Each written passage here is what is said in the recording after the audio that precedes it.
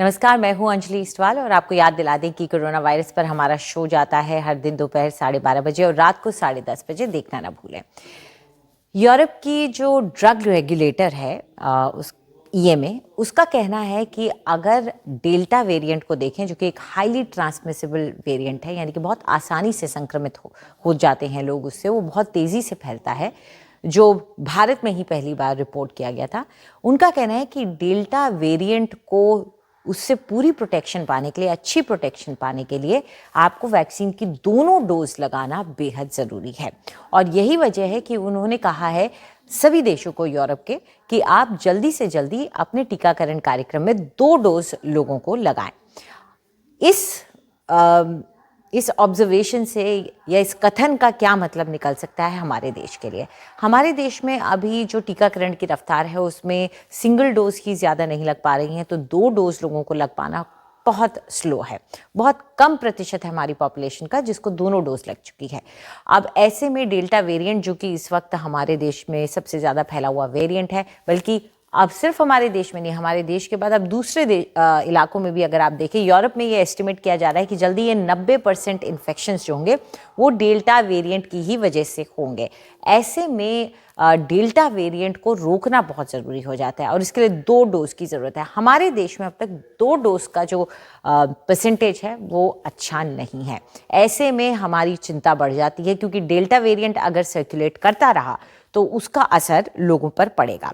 अब आपको हम बता दें कि बहुत सी स्टडीज़ हुई हैं इसको लेकर के, और ज़्यादातर स्टडीज़ जो कहती हैं वो यही बताती हैं कि 2 डोज ज़रूरी हैं, सिंगल डोज से बेहतर है। अगर आप एक स्टडी को मैं आपको बता रही हूँ, उसके में ये बताया गया कि जो अल्फा वेरिएंट था, जो कि इंग्लैंड से आया था, अल्फा वेरिएंट के खिलाफ 1 डोज वैक्सीन की कारगर साबित हो रही थी, लेकिन डेल्टा वेरिएंट के साथ ऐसा नहीं हो रहा है। इसलिए हमने देखा था कि अल्फा वेरिएंट जब वैक्सीनेटेड पॉपुलेशन के बीच में आया तो उसका असर, उसका प्रभाव कम होता चला गया, लेकिन ऐसा डेल्टा वेरिएंट के साथ नहीं है। वहाँ दोनों डोज के बगैर काम नहीं चलने वाला है। अगर आप कुछ ग्लोबली जो स्टडीज़ हुई हैं, जो पब्लिश हुई हैं, उनके ऊपर अगर नज़र डालें तो ज़्यादातर यही कहती हैं कि अगर आप दोनों शॉट्स दे देते हैं तो 90% के करीब आपको प्रोटेक्शन मिल जाता है, और ये लोग जो है इनको इन्फेक्शन नहीं होगा। 90% लोगों को, 10% लोग बच के इनको इन्फेक्शन हो सकता है। लेकिन ये जो 10% लोग भी हैं जिन्हें इन्फेक्शन या संक्रमण हो सकता है, इनके अंदर वायरल लोड बहुत कम होता है। यानी कि सवाल ये उठता है कि क्या कम वायरल लोड के साथ ये 10% लोग अपने इस संक्रमण को आगे बढ़ा सकते हैं, क्या दूसरों को दे सकते हैं या नहीं? इस पर अभी फिलहाल जांच और शोध जारी है, लेकिन इतना साफ है कि 90% लोग जो हैं वो सुरक्षित हैं, यानी कि ना तो उन्हें कोरोना वायरस का संक्रमण होगा, ना ही वो दूसरों को फैला सकते हैं, जाहिर तौर पर अगर नहीं होगा। तो इस तरीके से आप उस पैंडेमिक के फैलाव को, उसके प्रसार को रोकने में आप सक्सेसफुल रहेंगे, आप कामयाब रहेंगे। लेकिन वहीं आप अगर देखें, अगर हम एक ही डोज लगाते हैं, 1 डोज का आंकड़ा हमें क्या कहता है? 1 डोज का आंकड़ा ये कहता है कि अगर आप 1 डोज वाली पॉपुलेशन में वायरस के असर को देखते हैं तो 66% यानी कि 66% से कुछ कम लोगों में कोरोना वायरस का इन्फेक्शन हो सकता है 1 डोज के बाद भी। 66% पॉपुलेशन, ये एक बड़ा आंकड़ा है। यानी कि आप सोचिए कि 100 में से 66 लोग ऐसे हैं जिनको इन्फेक्शन का खतरा 1 डोज लगाने के बाद भी हो सकता है। अब वो 66% जो लोग हैं वो तो इन्फेक्शन फैलाएंगे ही, और जो बाकी के बचे हुए हैं जिनको क्या कहते हैं, 1 डोज लगने के बाद टीका नहीं लगा है, उम्मीद ये करते हैं कि वो इस इन्फेक्शन को आगे नहीं बढ़ाएंगे। ये जो 66% है, बड़ी पॉपुलेशन है, ये खुद भी बीमार पड़ेंगे और आगे भी इस इन्फेक्शन को लोगों तक पहुंचाएंगे।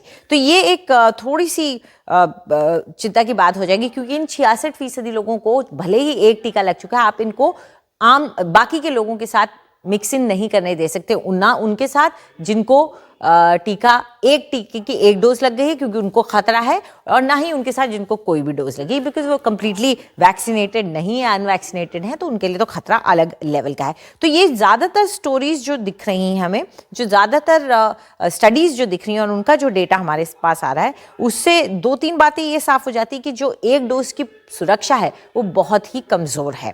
पहला तो ये।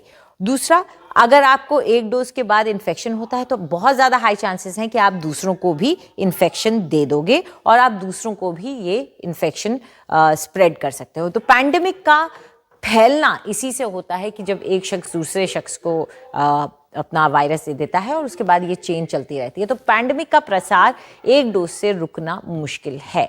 ऐसे में क्या वक्त है कि भारत को अपनी स्ट्रैटेजी चेंज करनी चाहिए? क्या उसको 2 डोज देने पे फोकस करना चाहिए, ना कि 1 डोज सभी को? ये कुछ पॉइंट्स हैं, केंद्र बिंदु हैं जिनके ऊपर सोचना होगा हमारी सरकार को, हमारी हेल्थ मिनिस्ट्री को, और उम्मीद करते हैं कि एक्सपर्ट्स भी इस पर अपनी राय देंगे।